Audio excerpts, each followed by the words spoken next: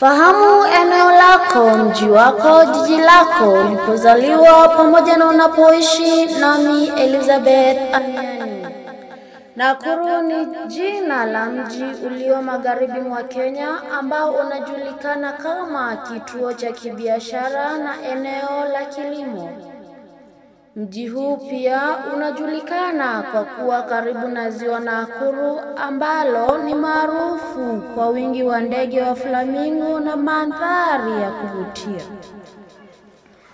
Jina Nakuru limetoka kwa jamii ya Wamasai, maana yake ikiwa mahali pa vumbi, huku ikidhihirisha asili ya jina na mazingira ya eneo hili.